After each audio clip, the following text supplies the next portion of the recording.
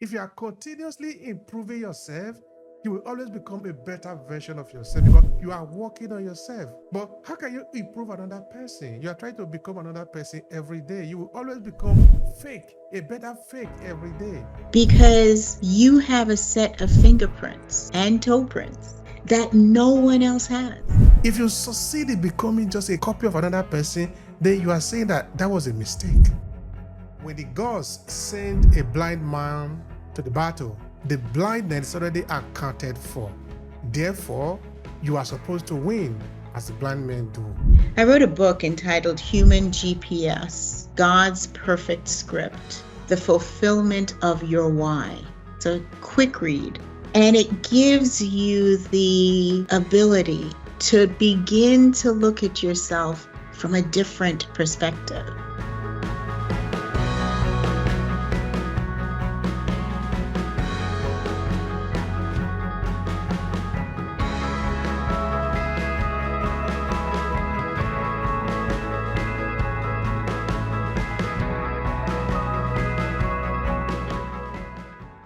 Hi, everyone, and thank you for joining on in today's episode of the Obehi Podcast. I remain your host, the Obehi A14, and you understand how important storytelling is for us. We continue to push it to many businesses, founders, purpose-driven entrepreneurs who are looking for a way to better connect to their audience. You understand, like I'll be saying, that storytelling is one of the most reliable and effective instruments to connect to our audience, to attract the right audience so we can better serve them. Why is that? There are over 5 billion people on the internet, and you don't want to be speaking to 5 billion people. You need to be speaking to your tribe. Okay, your tribe, not necessarily in the racial term that you understand it. I'm talking about the people who are aligned to your message, the people who are aligned to your experiences as a human being. Because when you use story as an instrument to reach the people, you have people that will be loyal to your service, who believe in your mission, who will be there for you. It's more effective than mere statistics and data and all other things out there put together, because it's an ancient form of communication. This is why we are continuously telling people to use the power of storytelling. But if you're in business and you want to know how to do that, don't worry, I can hold you by the hand and lead you through our signature program called Story to Asset Framework, where we take you and literally help you to take your story and use it as an instrument for you to be able to leverage in your business. But of course, today we are going to be having opportunity to talk to somebody who is already in business, who is going to be sharing her story. Mrs. Janet, thank you so much for being here. Tell the people who you are. That is where we start from. Hi, how are you? I am most pleased to be with you today. And honored to be able to speak to your network. I am Dr. Janet Palmer, the owner and founder of Dr. Janet Palmer International. I am a coach, and what I do is I go run alongside people, and help them to live their created purpose. Each of us, each and every one of us, was created for such a time as this. And so, what that means is that you have a created purpose. There is something that is unique about you. And that if the world doesn't experience your uniqueness, the world is deprived of why you are here at this particular time. That is so beautiful. That is so beautiful, Janet. I really appreciate that. The word uniqueness, I think that is coming from one, which is unit or unique, in the sense that when you look at a group, you can actually figure out one in the middle, which is another way to say it is that you are special. You are a unicorn. You are not just a copy of another person. What if people could pay attention to that? That would be really, really very helpful. That will help us to also reduce the depression that we have all around us. Because many times People are just trying to copy other people, try to replicate the life of other people, but they don't live the life of other people. They just want to pretend to be like other people. And of course, Mm. naturally, this will lead to depression because you cannot be another person. You can only be yourself. If you are continuously improving yourself, you will always become a better version of yourself because you are working on yourself. But how can you improve another person? You are trying to become another person every day. You will always become fake, a better fake every day. That is not the best way to live. So I really like what you were saying there. And I think this conversation is really starting on a very good note. But before we move on, I want us to move back. Okay, that is really important. I'm not saying that just at random, because in African concept of time, we need to go back before we can go forward, because time, Mm. therefore, is circular. It's not a linear thing where you are just going forward, forward, forward. Otherwise, you're going to get lost.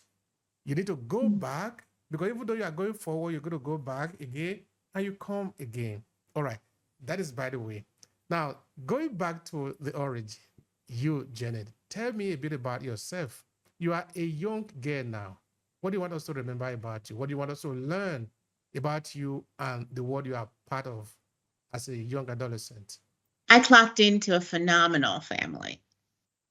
And that family was a family that truly believed that we have a purpose, that God, which is our frame of reference as a family, created you specifically. I was the eldest, and I had a younger brother who was roughly 10 months, 11 months younger than I. And he was mentally retarded, or in today's vernacular, developmentally disabled. And one of the beauties of the family in which we clocked into, my parents, was that they did not embrace his label and confine him to what was being said about people with the diagnosis that he had. Rather, they created a very rich environment for him. And as such, they would set the bar for him and he would exceed it. They would set it again and he would exceed that. And so, irrespective of what the diagnosis said and the limitations of that diagnosis, because of the richness of the environment, because of the support of that environment, he excelled tremendously. And so, as a young girl, I saw and lived in an environment where limits and restrictions as to what you can become was not what I experienced. The world was open to us, and possibilities and exposures were given to us so that we could then become all that we were capable of being. That then began from a very early age, the sense that the world was a place of discovery. The world was a place of possibility. And yes, there will be limitations, but those limitations are things that you put into your power pack that empower you, that enable you to look at things from varied perspectives so that you can continue to gift the world with why you are here. All right. You have had this very important lesson growing up with your younger brother, right? Who is younger than you with 11 months or thereabout. And you see your parents setting goal, a mentor in front of him, despite what the institution have said. And every time he's beating this goal. and working it over, which is to say, there is really no limit to the human ability. The only limit is the one that we set for ourselves sometimes because we say, oh, well, I haven't seen anybody doing that, therefore I cannot do it. Or maybe based on what have happened to me, people like me cannot do that thing. Therefore, I cannot even try. And therefore, I end up living to fulfill my prophecy that I cannot do it. Now, there is this saying that the world can be changed by those who are crazy enough to believe that they can change it. They just move on, try to change it. And guess what? Because every time we try, we always have a way of overcoming the obstacle in front of us. We end up changing the world. But first, we must believe that it is possible for us. That is a good lesson I'm learning there. But this is me innately connected to you. I wasn't even there in that experience. But what about you, Janet? What lesson did you learn from this your younger brother as you grow up, as you develop even yourself? Tell me about that. Exactly what you just said, in that when you compare, let's see, say John was his name, his IQ, the intellectual capacity of him was about 62. Yet, because he clocked into a family that was very, one, Christian in their practice, Christian in their understanding, and Christian in their philosophy, he then saw life through that lens. He gleaned an understanding of his purpose. The words that were spoken around him may not have been words that he himself could spell, he himself could read, yet there was an emotional richness to the experience and the environment in which he lived, so that his comprehension and his cellular understanding and foundation was such that he was empowered by the meaning of words that he could not even read or possibly at times pronounce in his younger years. And so what that taught me is, again, in our life, there will constantly be things that are outside of our purview, outside of our understanding, outside of our experience. Yet we don't need to be intimidated by them. We can glean understanding, be enriched and empowered by them, by the desire to be better, the desire to give to the world our best self. I'm going to try to understand how you take that lesson into what you do today, because I believe you take it to what you do today. We can all see it flow all around you. We can see that. We can really see that. But before I ask you that question, I just want to say to the people that are listening to us that I think one of the challenges that we have, particularly with our educational system, is that we are trying to compare people to be like other people. And that is always going to be a challenge because we are not supposed to be like other people. Now, let me give you an instance, then I hope it can make a sense here. When I was growing up, there was this man that I've made a reference to him a number of times. He's late now, may he so rest in peace. He was a goldsmith in my village in Amedoke, Urumi, which is south of Nigeria. The man, okay, has a little problem of legs, so he wasn't walking very fast. But he was sitting in one place. From where he was sitting is where he was walking. He was doing goldsmith, those that work with iron. So that he's the one that repair your trap if you maybe have a trap, because we use a lot of trap a lot because we need to catch animals in the forest for food and for other things. If maybe, for example, you use gun or things like that, he will help you to prepare it or to repair it. And of course, you also have a lot of challenges with the authority for some issue, legality and all of that, because now they don't want you to be able to do those things.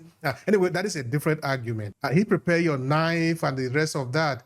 All what I'm saying here is that because he was continuously refining his ability, he was continuously becoming a better version of himself.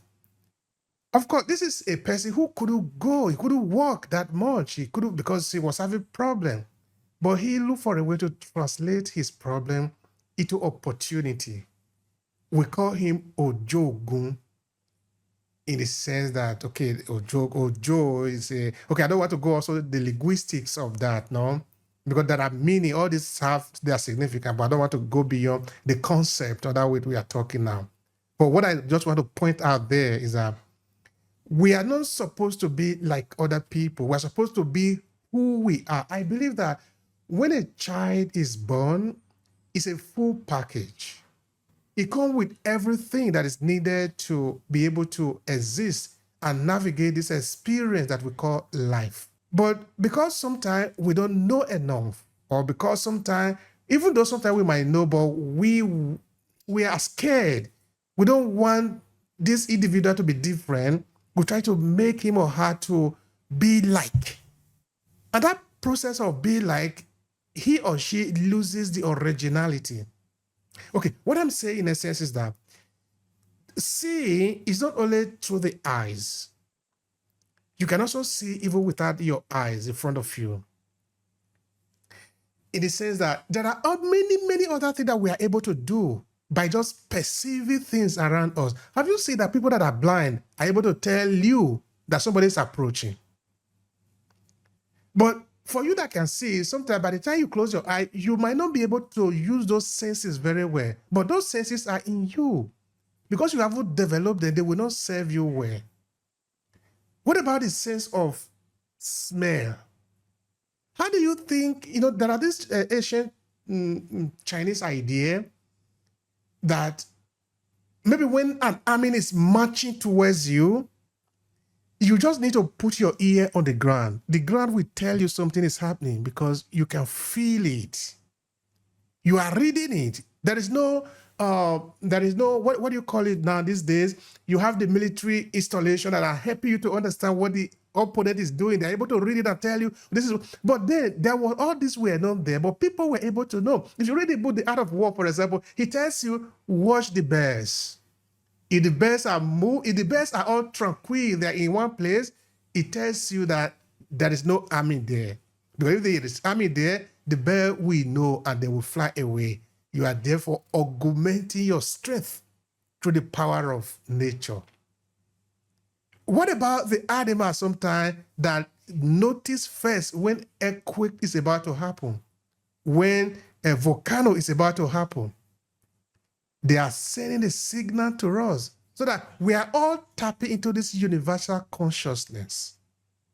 You are using your limitation to tap into other sources, and therefore you can even become better. We don't always need everybody to run very fast. We also need those who cannot run very fast. We don't need everybody to be very tall. We need those who are not very tall too. Not everybody need to have big chest. Even those that don't have big chests are also useful. What I'm essentially saying is that each of us is a unicorn in the way we are.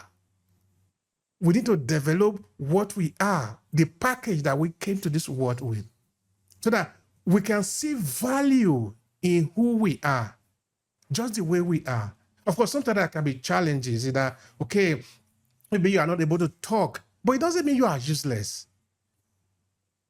Maybe you are not able to run very fast. It doesn't mean you are useless. You are still useful, but in a different way. All right. Having said that, all these lessons that you have learned, how do you take them into your business? In what way might they be serving you in your business? Share with us. And I love all of the analogies and imagery that you have provided because, again, one of the things that you have said, which I really hold on to, is that we all come here whole and complete. And as such, there are very times in our lives when, because of our continued desire to compare with another, and seeking something that we are not, we lose sense of our uniqueness and we lose sense of the fact that we are whole and complete. And so as I right now, my practice seems to be focusing on working with people who are 50 plus. And why 50 plus? Because at some point, you can look in one direction and remember yourself 25 years ago when you were possibly the newest one in the corporation. You were the one that people were coming to because you had all the innovative and new ideas. And at that place of 50, you can look in the other direction and you're seeing those that are senior to you, possibly your parents, your grandparents. And you're beginning to sound more like them than you did when you were 25. And so your aches and pains, and you're beginning to, oh my gosh, who am I? So you're sitting in this place of 50, which I tend to call the new adolescence, and feeling that you're not enough. You have been tagged with varied labels such as CEO, mom, dad, cousin, sister, daughter, son. And all of those labels seemingly come with a described role. Yet that sense of me, time for me, gets watered down and less as you approach 50 and beyond.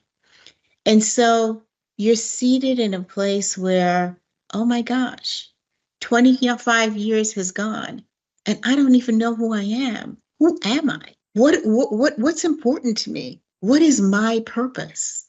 And so those are the clients that I am now working with, enabling them to reorient and recalibrate who they are. Many have been diagnosed with a myriad of maladies.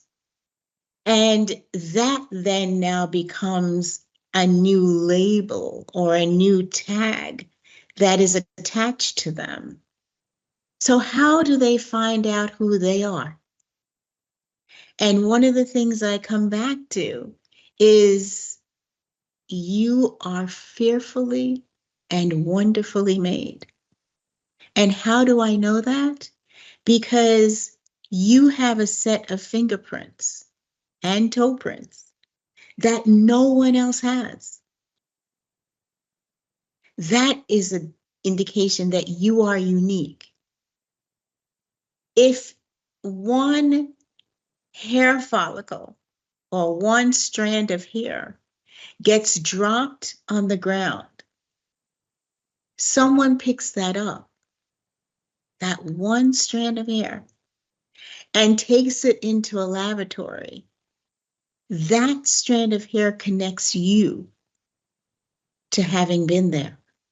If we take an article of clothing that you have tried on in the store and we're able to swab it, there are particles of skin that have come off on that clothing that, if tested, we can know that you tried that on. And so if these things, without your education, without your training, without anything, connects you to you, why can't we then start building on those things to come to a clearer understanding of who you are, that you are whole and complete, and you have been created for such a time as this? Absolutely. Somebody need to pay attention to that. Somebody need to pay attention to that. You see, a couple of months ago, I was making a research because I'm doing storytelling here. I'm helping people to understand the power of story. Of course, understand the power that they have as people, businesses, entrepreneurs, founders, that we need to connect at the level of emotion, at the level of the human being, not at the level of color or statistics or brand, but at the level of human being, which is our natural state. So this research that I was finding out says that since humanity showed up on Earth, since we've been living as human being, human species, as you want to call it, there have been about 117 billion people on Earth that have ever walked the surface of the Earth. And when you take that data, it can even become more interesting because now there are quadruple of that were possible to exist that didn't exist and never existed. If you take a shot of how we come to be from the moment of conception to we are born in 9 months, let's look at the spark, that little drop of sperm fusing with the egg. Now, you look at what was supposed to happen there, all those many, many possibilities that happened there, only one of them survived. Somebody need to pay attention that it didn't happen just because you were too powerful. There were many things that were happening there. All those never existed, but you have existed. And like you said, if you take a fingerprint, even though today we are over 8 billion people on Earth, each of us is still going to be different. And again, if we go to the online environment, there are now more than 5 billion people on the internet, like I was saying before. All these are just data. We need to be careful to just follow people. We need to find ourselves in this soup of noise out there, just the replication of the other, just flicking, just swiping, just clicking. Sometimes we are just clicking ourselves away. It is important for us that we find who we are in this soup, because that is how we are going to be able to say to people, or maybe attract the right people who are looking for us. I think you said something to the effect that if we don't show up the way we are, we'll be shorting humanity. Because of all the many, many millions or probably billions of people that could have existed in that little spark, that you, the egg that fused, this little sperm that fused with the egg, that moment, you were the one that resulted. You don't want to call it a mistake. You didn't live all this while to go and start copying other people, to go and start being other people. Come on. You live all this while for a reason. What is that purpose? What is that story? If you succeed in becoming just a copy of another person, then you are saying that that was a mistake. Mm-hmm. All right, we could go on that because that is really important. But I wanted to say something about exactly what you do. You say you work with 15 and above. That is very interesting. That is an age, that is a demography that is really vitally important for what we do too within storytelling. That is one service that we call the legacy storytelling. And we are targeting people also in that age. What we are doing there is trying to make sure that the story of those people are captured and are made available as an inheritance to those who will be there in their lineage. Anyway, that is a different story. Now, what do you do with these people? Let's talk about your business. The opportunity to really make a difference in that, as you say, being able now to create a living legacy, to ensure that you are able to live on in a world that you may not be a part of, but either through the deposits that you make in people's lives individually or in masses enables you to have a legacy. So often I ask my clients to sit in silence. For some, that is easy, and for some, it's hard. For those who, as you referred to, are constantly scrolling, what I ask them to do is to put on a timer for 30 seconds, where during that time they just sit and observe their breath.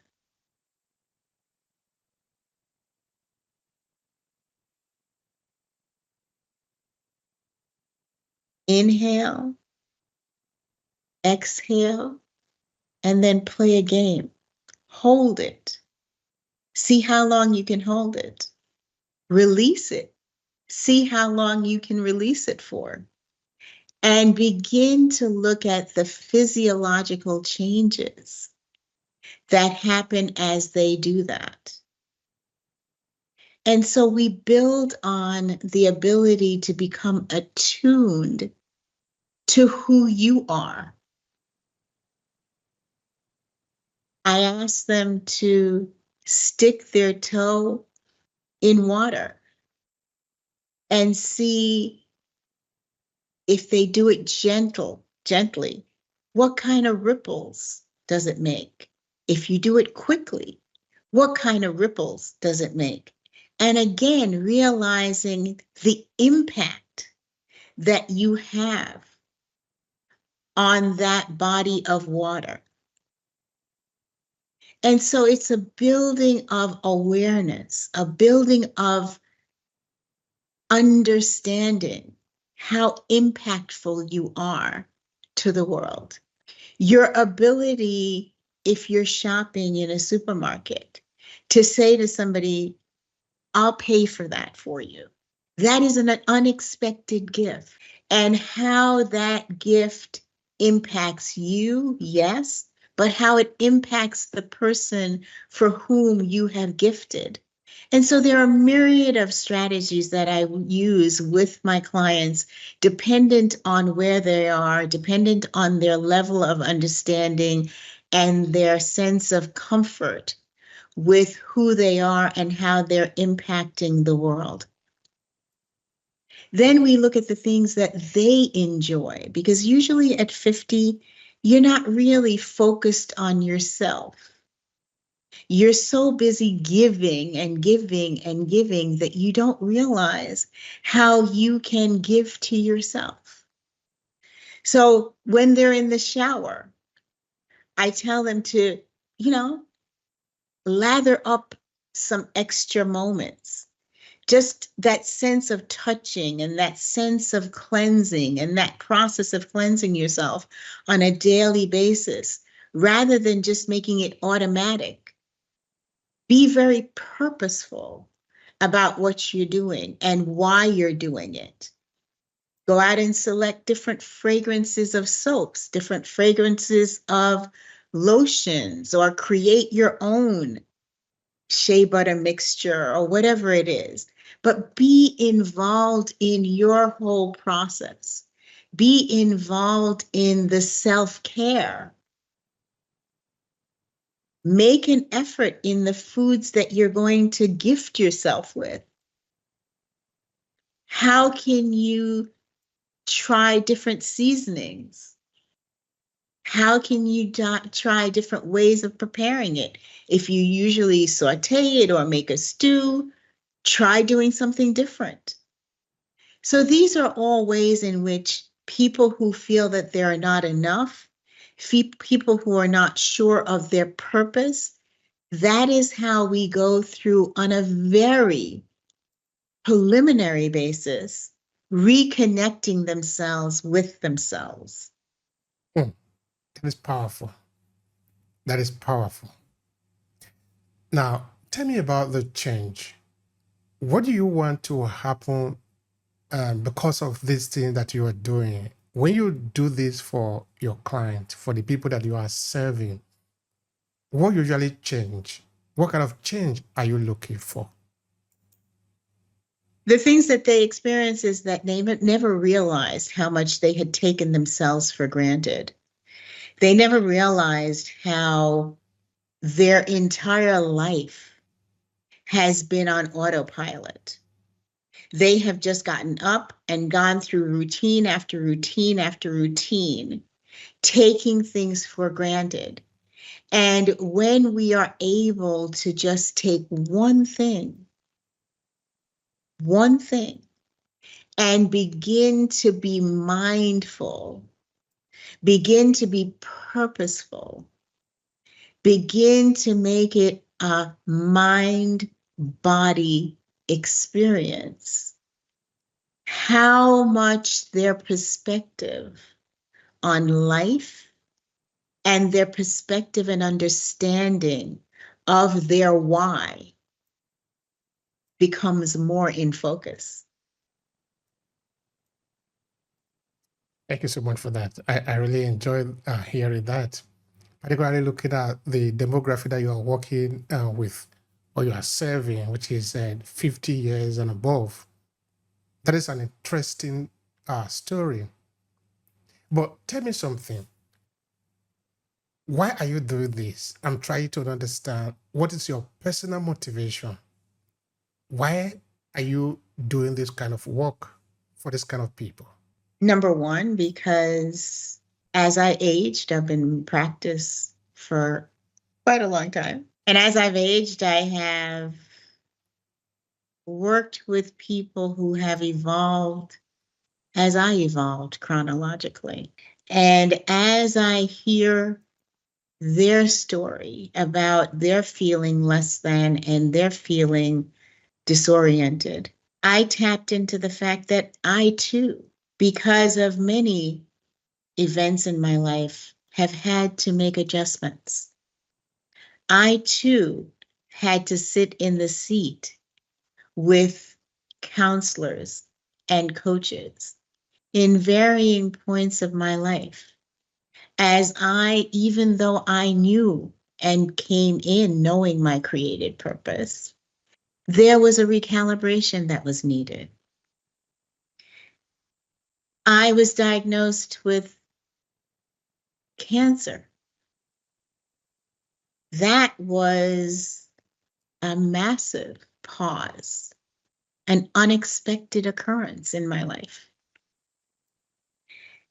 And as such, not only physically did I have to recalibrate, but I had to say goodbye. There was a sense of loss. There was a sense of grief that happened when I heard that diagnosis, because I had to now say goodbye to who I had thought Janet was going to be.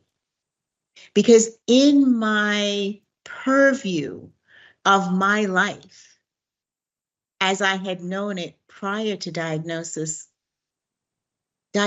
of breast cancer, and an aggressive breast cancer, was not in my understanding of who I was. And so saying goodbye to who I had thought I was going to be was something that I had to give audience to. And so I had to grieve the loss of who I thought I was going to be and embrace who I wanted to be after the diagnosis. And as I went through the process of surgery, of chemo, of radiation, I realized that the tools that I had used all along, the diet, the exercise, the looking at my blood work, was an empowering experience, because as on a weekly basis during my chemo experience, they took blood from me. And I'd look at my areas of deficit, which ironically, they weren't throughout the process very far from the norm. I realized that as I ate for my areas of deficit the week before, I could empower myself. So I gained a sense of power. Cancer was not more powerful than me. I could, with a change of mindset in terms of how I fed myself spiritually, how I fed myself in the words that I said to myself, in my journaling, as well as the foods that I gave myself with. And the exercise, yes, I exercised even though I was in treatment. All of that enabled the whole Janet, the whole sense of Janet, to continue. It was a whole body experience. And so that then became the tool that I could use in treating my clients post-diagnosis. I began to look at how I did what I did to rebuild me in spite of the diagnosis. And if we go back to the family I clocked into, the storyline remains the same, because I could stand on the experiences of my childhood, knowing that diagnosis doesn't define you. You get the opportunity to be empowered and to embrace who you are in the face of your diagnosis. Really incredible story. Um, you have actually touched something that, in fact, I was thinking of asking you a question about how you make the connection. You make it perfectly so that it's not in going back there. This is really an interesting story. You see, it's turned around. It's a full cycle. Thank you so much for sharing that. And I hope that people that are listening, they get inspired by that. But that is the essence of why we are doing what we are doing here. I've done more than 1,000 interviews, and I believe I'm just starting, because it's all about sharing our experiences, helping other people to learn so that they can also become better version of themselves. You see, we are not saying come and become like another person. No, you are already who you are. You are the best specimen that can exist, the best manifestation of the entire universe put together. That is who you are. So all what you can do is to continuously work on yourself so that you can become better than you were yesterday and become better even the day after, irrespective of all the limitation that you might have. You have one eyes, you cannot walk very fast. So people might judge you to not be so smart like them. It doesn't matter. In fact, one guest that I interviewed here once told me that, okay, this is an African now. Of course, more than 99% of the people that we interview here are African or African diaspora. And he said, when the gods send a blind man to the battle, the blindness is already accounted for. Therefore, you are supposed to win as the blind men do. Which is to say that you don't need to now start complaining, oh, can't you see I am blind? No, you have been given this mission as a blind person. Go there and execute and win as blind men do. Who you are is not your limitation. In fact, we talk a lot about story here. You see, story can also be told from the point of view of depriving, of not wanting to take action. Because you can say, look at everything that have happened to me, to us as a people, because we are mostly focusing on African diaspora. You can talk about slavery, talk about colonization, and many other things from the point of view of victimization. Using your story of bringing yourself down, because now you can have a justification. All this have happened to me. Can't you see? I can't move on. But you see, you can also tell story from the point of view of liberation.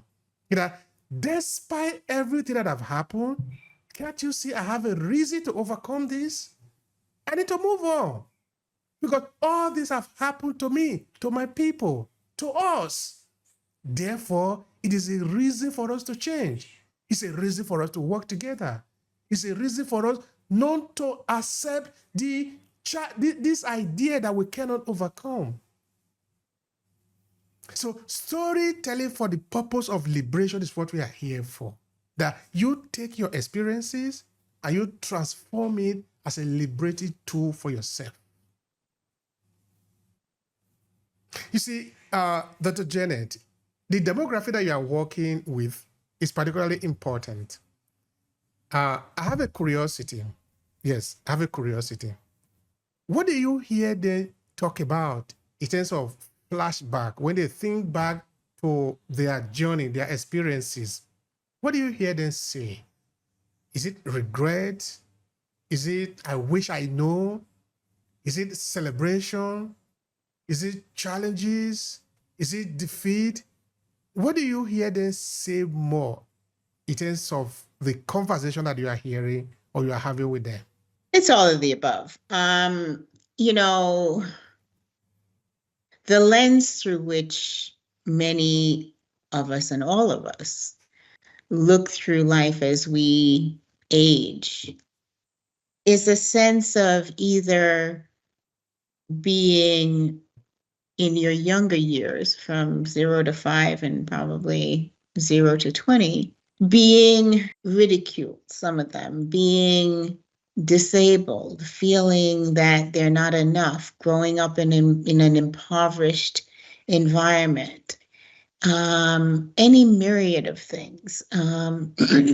Being an orphan, I have an international practice and have had an international practice for years.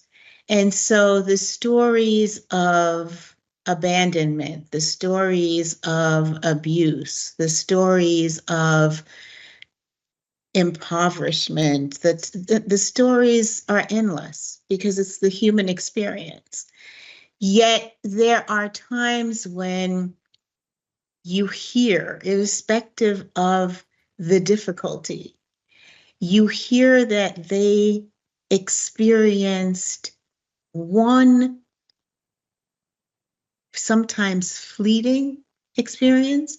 They either heard something as a car was driving by, or they met someone, or they saw a vision, they had a dream that changed everything for them.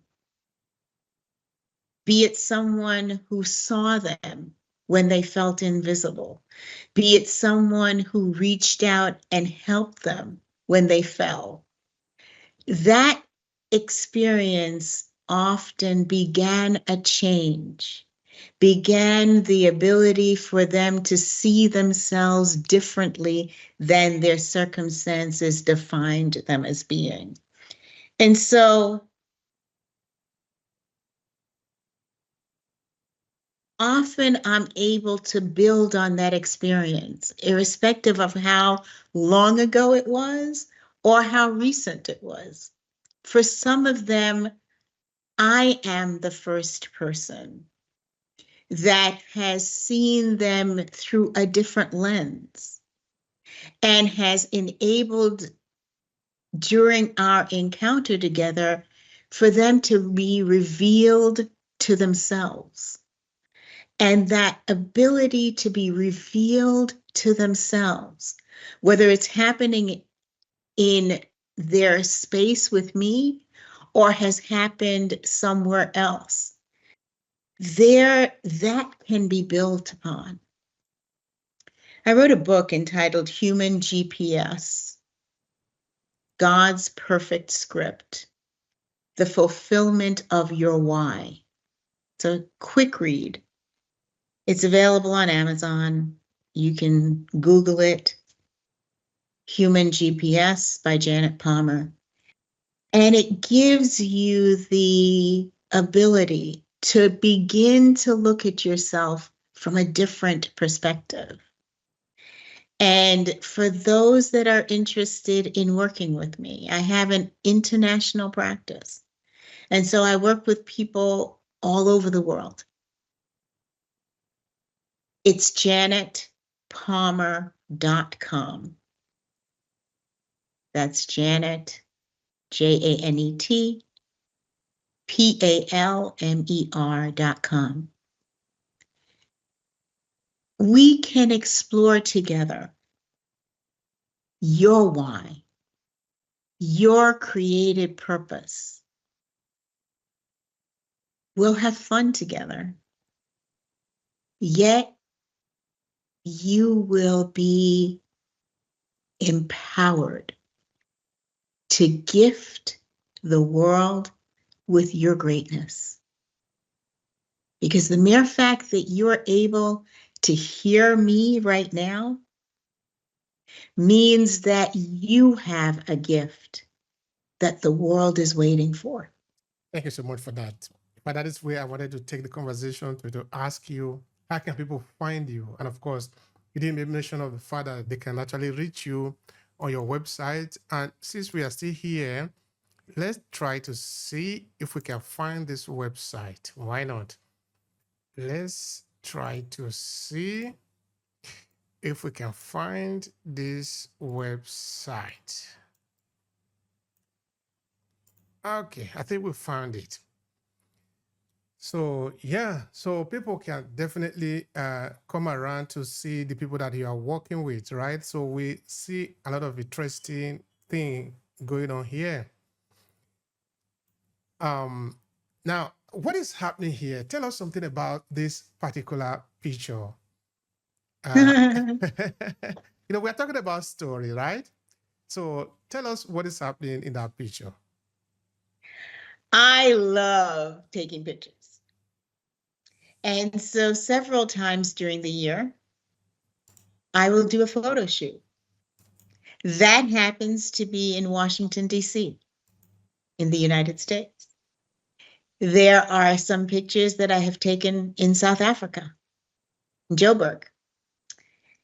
And wherever I travel, there's some in Dubai, there's some in myriads, Namibia, Ghana.